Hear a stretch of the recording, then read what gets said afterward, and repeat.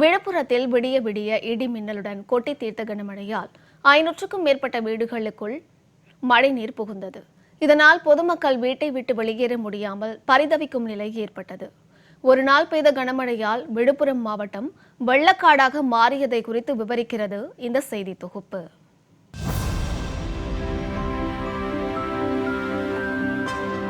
மேற்கு திசை காற்றின் வேக மாறுபாடு காரணமாக தமிழகத்தில் கடந்த சில தினங்களாக அவ்வப்போது மழை பெய்து வருகிறது. அந்த வகையில் விழுப்புரத்தில் இடி மின்னலுடன் கனமழை பெய்துள்ளது. நள்ளிரவு முதல் அதிகாலை வரை பெய்த கனமழையினால் விழுப்புரம் புதிய பேருந்து நிலையத்தில் மழைநீர் குளம் போல் சூழ்ந்தது. இதனால் பேருந்துகள் தண்ணீரில் மிதந்து செல்லக்கூடிய சூழல் ஏற்பட்டது. மேலும் பயணிகள் பேருந்து நிலையத்திற்குள் செல்ல முடியாமல் கடும் அவதிக்கு ஆளாகினர்.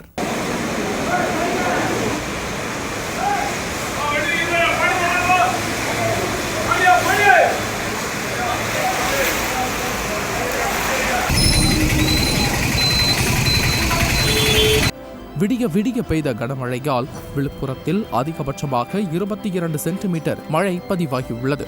இதனால் கௌதம் நகர், காந்தி நகர், கட்டபொம்மன் நகர், சுதாகர் நகர் உள்ளிட்ட பகுதிகளில் 500க்கும் மேற்பட்ட குடியிருப்புகளில் வெள்ளம் சூழ்ந்துள்ளது.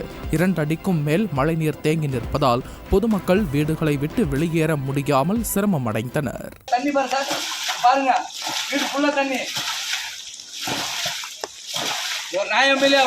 ஒரு வாக்கியம் போகணும், இல்லை ஏதாச்சும் ஒரு பாத்திரம் சாய்க்க போடணும். ரெண்டும் இல்லாமல் எப்படி போட முடியும்? பாம்பு எல்லாம் உள்ளே பூந்துது. செஞ்சி சுற்றுவட்டார பகுதியில் பெய்த மழையால் கடந்த சில ஆண்டுகளாக வறண்டு காணப்பட்ட வராக நதியில் வெள்ளப்பெருக்கு ஏற்பட்டுள்ளது. முன்னெச்சரிக்கை நடவடிக்கையாக உபரி நீரை வெளியேற்றும் பணியில் அதிகாரிகள் ஈடுபட்டனர்.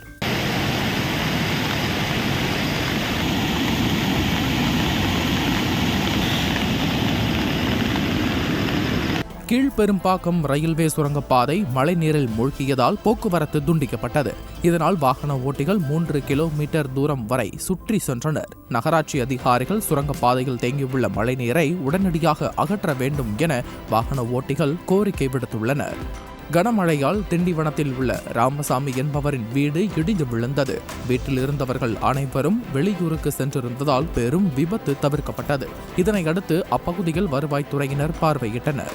தாமரைக்குளம், மகாராஜபுரம், ஆசாங்குளம் உள்ளிட்ட இடங்களில் 50க்கும் மேற்பட்ட வீடுகளுக்குள் மழைநீர் புகுந்திருப்பதால் மக்கள் சிரமமடைந்தனர். இதுகுறித்து நகராட்சி அதிகாரிகளிடம் புகார் அளித்தும் நடவடிக்கை எடுக்கவில்லை என பொதுமக்கள் குற்றம் சாட்டியுள்ளனர்.